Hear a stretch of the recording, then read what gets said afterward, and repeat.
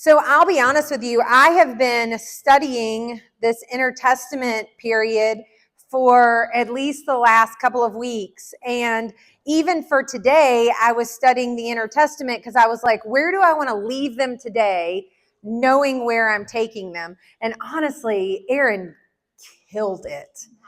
And those 400 years of silence where Malachi says, look for Elijah. And then there's 400 years of silence. And I think that was really, really intentional to sharpen them and to not make anything cloudy. Because one of the things that I've been watching with the intertestament period, watching the nation of Israel, is because he's not speaking, they go back to the prophets. And they're watching and they're waiting for things to be fulfilled. And there's a ton of prophecy that gets fulfilled in those 400 years, waiting for the Messiah to come, that they are keenly attuned to with what they're waiting for. They specifically, and I'll get to talk about this the next time we meet, but Daniel with the Nebuchadnezzar and the dream, and remember the statue with the head of gold, and then part of it was silver and part of it was iron and part of it was clay. They're watching these nations during that 400 years take control, and they're equating it to the different metals in that statue. So they are just watching and waiting because there's nothing new. So they go back to everything old, and they're just watching and watching and watching. And it's so interesting that the Lord said, watch for Elijah. I'm not saying anything till I say, here is Elijah, because he's announcing the greatest thing he's ever done. He's announcing his son, and it was worth the silence to build the anticipation for what he had coming. So I am just going to back us up. I'm not going to go all the way back to creation because we ain't got time. I'm going to back us up to make sure that we are aware of where we are historically. I know there's some new people in the room. I know y'all haven't been journeying with us. Grab a hold of something. Get your seatbelt. Get a sister if you get confused, because we're going to start from a place that I didn't know existed as a child growing up with all the Bible stories. I didn't know there were two nations of Israel at some point. So that's where we're going to start, okay? We're going to start with our first king, who was named Saul. And I'm going to call you up to throw out candy when I get to that part, but not yet, okay? First king was named Saul. Saul got displaced when God named a second king, David. Is this one nation or two? One nation of Israel at this time. We have David, we have Saul, we have David, and then we have David's son named Solomon. And that is the end.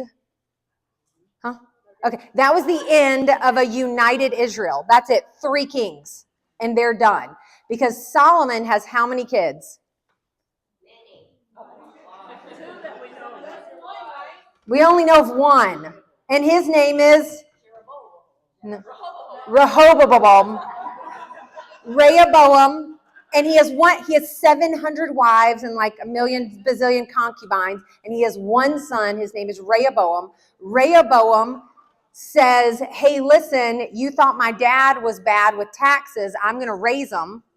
And so therefore, one of his military officials named Jeroboam rises up, and he takes how many tribes? 10 tribes leave Israel, and they become the northern kingdom. And their name at that point becomes Israel. They steal the name too. Boo. So 10 tribes go north. They're named Israel. How many tribes are left? 2. And the Levites, because there's actually 13, right? The Levites stay with what do they always stay with? They stay with the temple. They always stay with the temple because their whole job is the temple, right? So they stay with the temple. And so at this point, the southern tribe, which is now called Judah, because the 2 tribes that stay with the southern kingdom are Judah and Benjamin, and the Levites. They're always an aside. They're always temple people, right?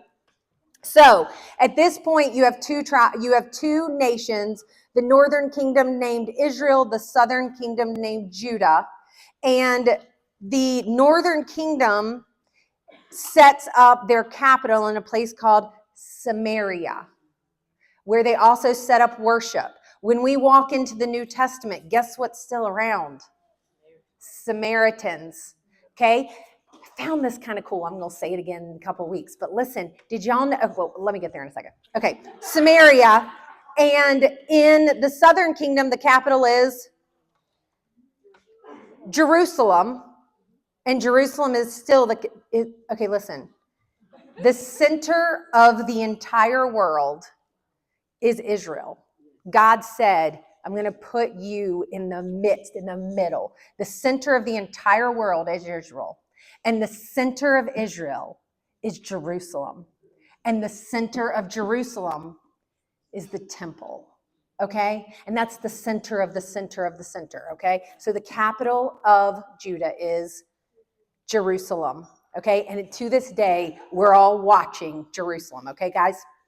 Okay, so we have northern kingdom, we have the southern kingdom, and at this point we have a couple of key figures in the northern kingdom. We have Ahab and Jezebel. Who rebuked Ahab? We just had a teaching on it.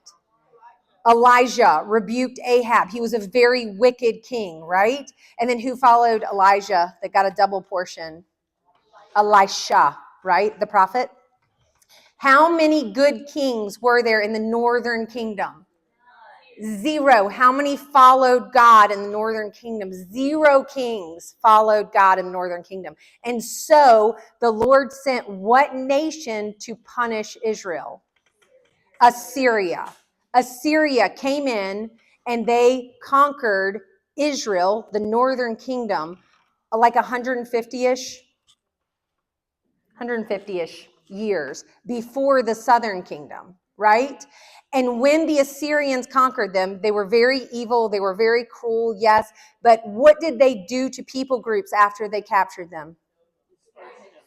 They scattered them. They scattered them throughout the world. And so what they did was they took mothers and sent them one place, and fathers and sent them another place, and kids and sent them another place, so that dads married other moms from other nations. And what they were doing is they were keeping you from having a pure people group that could rise up against them. Okay, you know what's so cool that I learned this week is that was one of the main reasons the gospel was able to spread so easily. God works together all things for good. Because when those people went all over the place and they intermarried with other nations, that mom who married another dad, she raised her kids and she said, let me tell you who the one true living God is. And then those kids grew up and they said, my grandma told me, let me tell you about the one true living God. And let me tell you, one day there's a Messiah coming. And therefore, when Paul and all the disciples start scattering out and they go tell people about the Messiah, they're ready.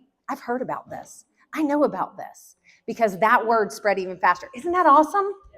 Okay, so the scattering of the people. And then the 10 tribes of Israel are no more. They're gone. We don't hear about them again, but they're there.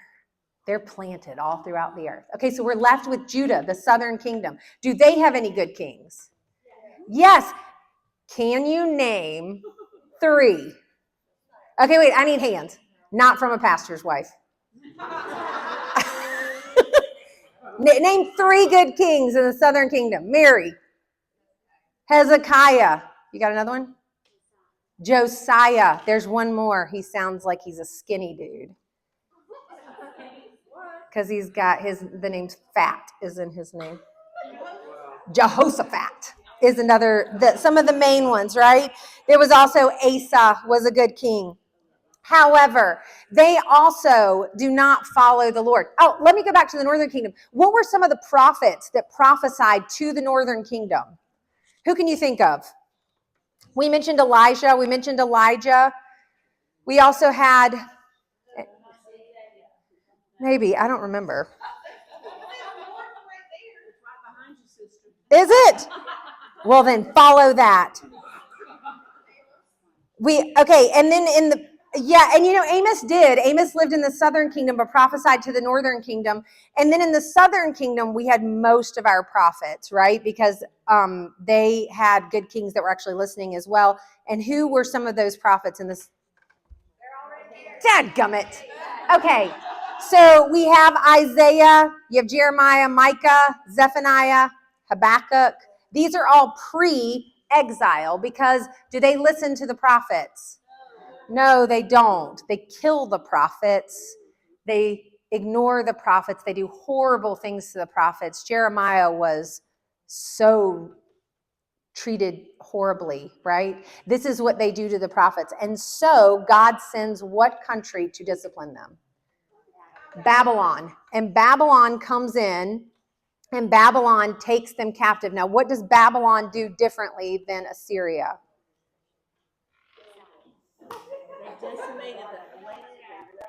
Yeah, okay, yeah. What did they do to the land? That's right. What did Aaron say? Scorched earth. Isn't that like a like thing right now with the kids? Scorched earth. That was Babylon. Scorched earth.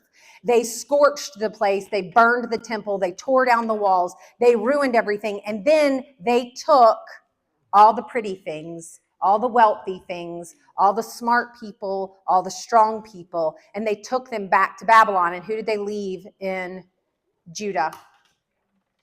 The weak, the old, the sick. That's who they left, right? And they took all the good stuff back to Babylon. And the people there were able to continue to assimilate and continue to be united. And they were able to have jobs, have families. They were able to grow businesses.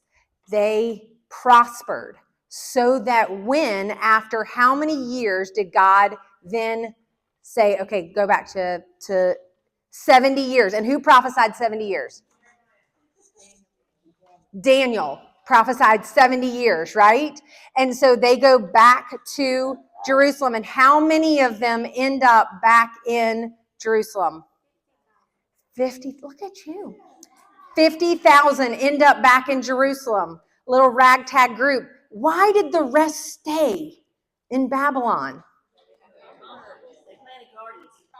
Yes, it's the allure of Babylon. It's the riches and the comfort of Babylon. Going back to rebuild the temple in the midst of your enemies was not a fun thing for people to do. So only 50,000 go back. Who is the governor? Zerubbabel was the governor, right? And don't you remember in, what did I teach last? No, the one after Haggai. Zechariah, the one I can't say. Zechariah, remember how he spoke to Zerubbabel and he was like, you're going to start this and you're going to complete it. Like, you're going to finish this. So there was Zerubbabel, and who was the high priest? Joshua was the high priest at this time. And they were given 2 prophets to help encourage them while they rebuilt the temple. And they were... Nehemiah came back, yes, but he was not one of the prophets. Who were the 2 prophets? We just studied them. Haggai and Zechariah, right? And then at this point, they're living in the land. They're growing in Jerusalem. And then that's when Malachi comes up and they're starting to kind of go a little wayward. And that's when he starts rebuking them. And that's where we are historically. Now, Babylon at this point, before... Who let them go? Was it Babylon? It wasn't Babylon. Babylon had gotten taken over by what country? Persia. Okay? Persia had come in and taken over them. And as soon as Persia took them over, there was a king. And he said, God has appointed me to send you back. What was his name? Cyrus, right? And so he's the one who sends them back. But then you also have the situation with Esther during this time period, with Artaxerxes, where all the people in Babylon... Do y'all remember Esther, where he was going to kill all the people in Babylon, all the Jews in Babylon? But then Esther was raised up for such a time as this to help save the Jews there in Babylon. So the spiritual aspects are happening in Jerusalem, and they're happening in Babylon with the remnant that's left. And then you end up, after Artaxerxes, you end up with Darius, who ends up sending more supplies for them to continue building the temple, right? This is all under Persia. And we're going to end the Old Testament with Persia. But very shortly thereafter, there rises up another world power that's going to end up taking over. But we don't have that in the canon of Scripture. And that's where we're going to pick up next week, is what group rises up, because we're ending in Persia and we open the New Testament, and who's in power? Rome is in power. Rome's not who takes over Persia. There's one in between, okay? And there's a lot of history that gets covered. Just to let you know, from King Saul, who was King Saul? First king, right? This is right after they go in and they conquer the Promised Land. From King Saul all the way through all the kings and all the prophets, all the way to Malachi, 490 years. That's it. 490 years. They heard from the Lord. They walked with the Lord. They got introduced to the Lord. He fought their battles. All the things, right? He disciplined them. He took them into exile. He brings them back out of exile. Now we're going to go into 400 years, almost the exact amount of time, 400 years without his voice, without a single word being spoken since then, right? So that's where we're going to leave off. And then I'm going to come back in 2 weeks, because we're breaking next week, because I need next week to prepare, because I'm learning this too. And I'm so excited about what I'm learning, so I can't wait to teach you once I teach myself. And we're going to come back and we're going to pick up there, and I'm going to teach you all about what happened during those 400 years. Who wants to do a little trivia and see what you know?